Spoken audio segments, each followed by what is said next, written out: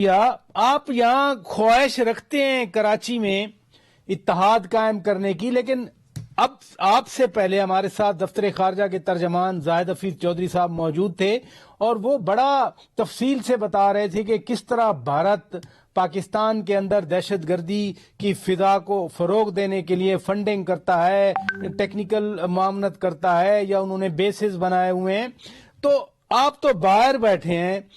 یہاں کراچی چھوڑ کے لندن چلے گئے تھے، تو کیا آپ لندن گروپ والے ہیں؟ آپ یا وہاں بیٹھ کر اتحاد قائم کر سکتے ہیں؟ آج کل تو سنا ہے آپ امریکہ میں ہیں۔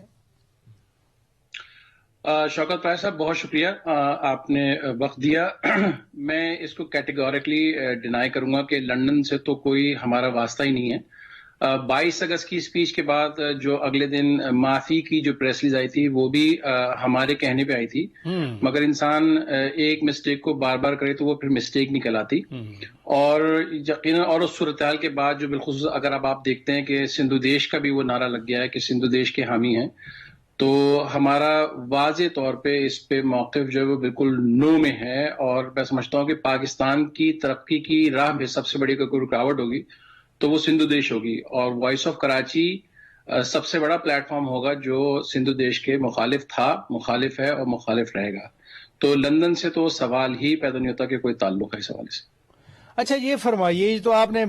واضح کر دیا، بہت سارے لوگوں کے ذہنوں میں شکوک و شبہات تھے، لیکن ایک نیو یارک میں بھی آپ کا کوئی مظاہرہ تھا، اس کی پرسیپشن بھی ادھر ایسے ہی بنی تھی کہ جیسے آپ کسی کے ایمان پہ یہ مظاہرہ کر رہے ہیں۔ نہیں شوکت رائے صاحب، دیکھیں، ہم نے مظاہرہ بیسیکلی جو کراچی میں جو اٹراسٹیز ہو رہی تھی، کراچی میں جو مختلف ادوار میں ماورا عدالت قتل ہوئے، کراچی کے ساتھ اور جو شہری سندھ ہے اس کے ساتھ جو زیادتی ہوئی ہیں اس کے خلاف تھے۔ خدا نہ خواستہ اگر کسی چیز پہ صدائے احتجاج بلند کیا جائے تو وہ ملک کے خلاف نہیں ہوتا، بلکہ اس زیادتی ظلموں کے خلاف ہوتا ہے جس کے حوالے سے جو ہے وہ صدائے احتجاج بلند کی جاتی ہے۔ اور میں سمجھتا ہوں کہ نہ ہم پاکستان کے خلاف تھے اور ہم نے کوئی بات پاکستان کے خلاف نہیں کی تھی، اور میں بالکل اس بات کو آن ریکارڈ کہتا ہوں کہ جو بھی اس حوالے سے پرسیپشن پھیلانے کی اپنی مضمون کوشش کر رہے ہیں تو وہ میں سمجھتا ہوں کہ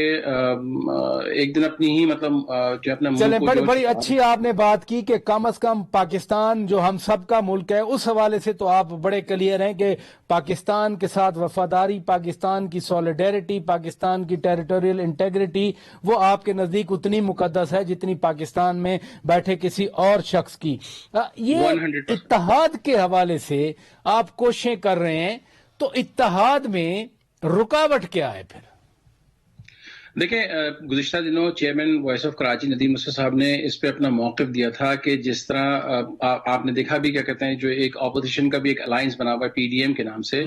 تو جو شہری سندھ کے حوالے سے جو مختلف قیادتیں ہیں وہ مختلف پلیٹ فارم پہ جو ہیں وہ بکھری ہوئی ہیں، کوئی ایک یونانیمس آواز نہیں ہے بیسیکلی۔ تو ہم یہ چاہتے ہیں کہ تمام وہ جتنی بھی بکھری آوازیں ہیں وہ ایک متفقہ بات پہ جو ہے وہ مجتمع ہو جائیں، اور وہ چیز یہ ہے کہ جو شہری سندھ کے ساتھ جو ظلم و زیادتیاں گزشتہ خاص طور پہ 3 اگر ہم پیپلز پارٹی کے دور دیکھیں تو اس میں جو ہے اس کا انفراسٹرکچر مکمل طور پہ تباہ ہو گیا ہے، بے روزگاری اپنے عروج پہ ہے، تعلیم جو ہے وہ بالکل فارغ ہو چکی ہے، تمام چیزیں ہمارے سامنے ہیں۔ مطلب مجھے کوئی اس کے حوالے سے اگر میں کوئی دلیل دوں گا تو لوگ اپنی آنکھوں سے خود چیزیں دیکھ رہے ہیں کہ اس وقت صورتحال سندھ کی، بالخصوص شہری سندھ کے حوالے سے جو صورتحال ہے۔ تو ندیم مسعود صاحب نے جو بالکل ایک بات کی وہ بالکل جسٹیفائیڈ ہے کہ بلکہ اپنے پلیٹ فارم پہ بھی رہیں، کوئی ضرورت نہیں ہے کہ بہت سے لوگ اس بات پہ پریشان ہوتے ہیں کہ ہماری پوزیشن کیا ہوگی۔ پوزیشن تو بہت ثانوی چیز ہے، میں سمجھتا ہوں کہ پہلے ہمیں ایک پلیٹ فارم پہ جو ہے جمع ہونا ہے اور جمع ہو کے اپنی نمائندگی بھی کرتے ہیں۔ پلیٹ فارم پہ کیسے جمع ہوں گے؟ میں آپ کو چھوٹی سی ایگزامپل دوں، ظاہر ہے آپ کراچی سے کنسرن ہیں، آپ کی نظر سے گزری ہوگی، مصطفیٰ کمال صاحب ایم کے ایم پاکستان کے سربراہ ڈاکٹر خالد مقبول صدیقی کی انٹیگریٹی